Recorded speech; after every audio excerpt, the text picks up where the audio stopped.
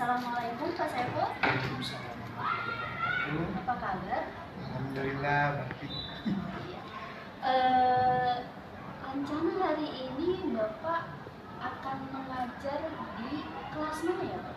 Kebetulan hari ini saya ada jadwal nanti di kelas 9-11. Oh gitu.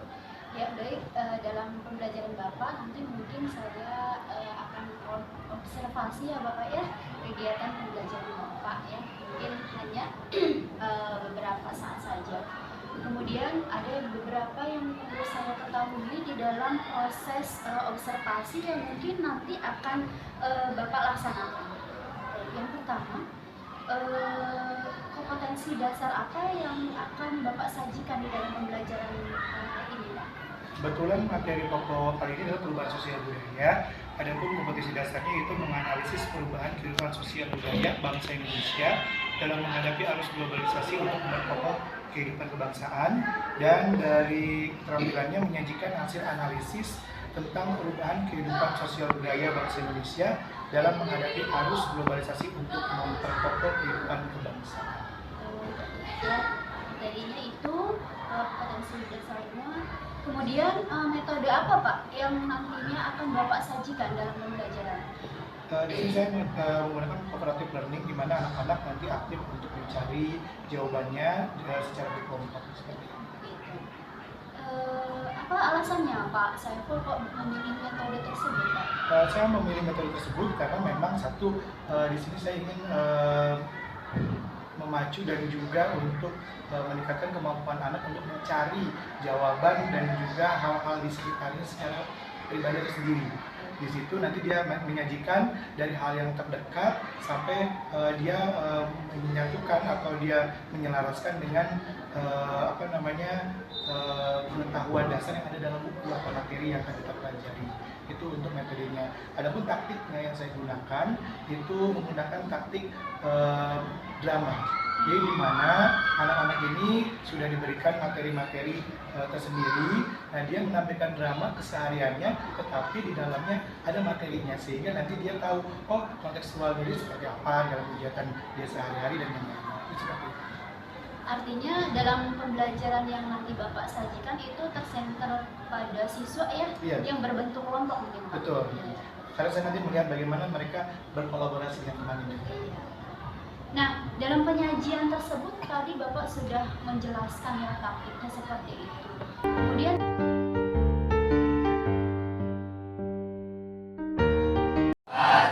Perkenalkan, saya Ferry Sayutertiani, Saya Singgi Bangsa Wijanto, saya Muhammad Hafif. serta tamu kami yang berpengalaman hadir. Kami di sini akan mempresentasikan drama mengenai faktor penyebab terjadinya perubahan sosial budaya. Dalam percakapan ini mereka berperan sebagai teman bersahabat. Pada suatu waktu ada empat teman bersahabat, yaitu Teresa, Cindy, dan aktris. Mereka sedang memainkan suatu permainan yang nah, berarti ya udah kelar nih. Main apa aja yuk? Ayo, kenapa kamu belajar? Maksudnya permainan tradisional kayak petak umpet, engklek, pokoknya kayak gitu-gitu. Permainan yang biasa dimainin di luar rumah. Iya, kenapa belajar? Yang dijual ruang makan bisa atau makan saja. Apaan sih? Kok maksa banget? Udah, kok malah berantem sih? Lah, jadi duluan. Kita emang harusnya main permainan yang udah terus lagian emang gak Kita nggak boleh menghilangkan budaya permainan yang udah dulu. Kenapa nggak boleh dihilangin? Bukannya permainan zaman dulu jadi wajar doang kalau peminatnya dikit, jadi anak zaman sekarang lebih sering main gadget. Maka dari itu, kita harus melestarikan supaya budayanya nggak hilang. Tetap aja peminatnya bakal dikit kan? Ada beberapa faktor penyebab perubahan sosial budaya. Perubahan sosial budaya apa? Perubahan sosial budaya adalah perubahan yang terjadi pada sistem sosial, struktur, dan fungsi masyarakat. Oh gitu. Contohnya apa? banyak fit, makanya handphone dipakai buat shampoo. Contohnya ya tadi, gaya komunikasi yang serba digital, hilangnya permainan tradisional, budayanya acara bersama dan kumpul masyarakat, dan sebagainya. materi perubahan sosial? Banyak terjadi di mana-mana, dilakukan secara sengaja. Oh gitu ya. Oke, Pak. Nah, jadi ini mainnya. Ayolah. Oke. Akhirnya mereka pun bermain renang. Dari percakapan ini kita bisa menyimpulkan bahwa melestarikan budaya-budaya itu sangatlah penting. Kita memiliki budaya yang unik, yang wajib kita lestarikan dan sebarluaskan. Jangan sampai Materi yang kita pelajari, tanda tangannya. Ayo, silakan. Ya pertama seperti apa? Maka sudah kan contohnya aja. Ayo silakan. Ayo. Ayo.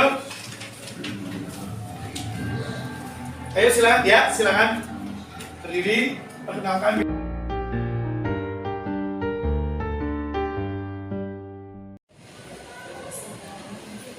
Ya, assalamualaikum Pak Saiful. Waalaikumsalam. Ya, jadi tadi kan saya sudah observasi kegiatan pembelajaran Pak Saiful di kelas ya. Nah, Pak Saiful, bagaimana perasaan Bapak setelah menyajikan pembelajaran tersebut, Pak?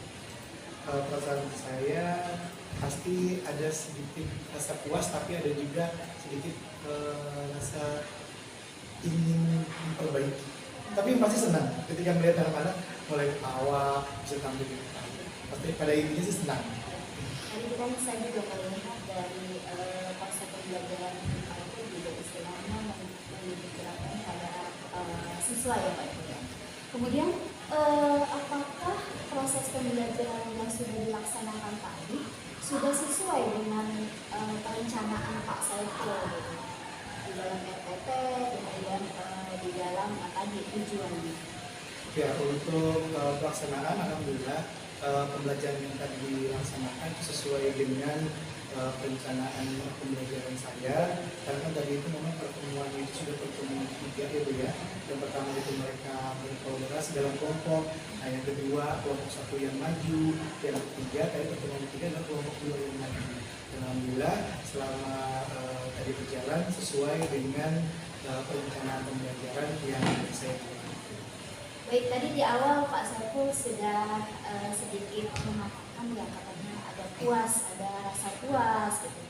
Nah, boleh nggak Pak ceritakan hal-hal yang cukup memuaskan Bapak dan yang kurang memuaskan Bapak di dalam proses yang sudah Bapak laksanakan di kelas gitu?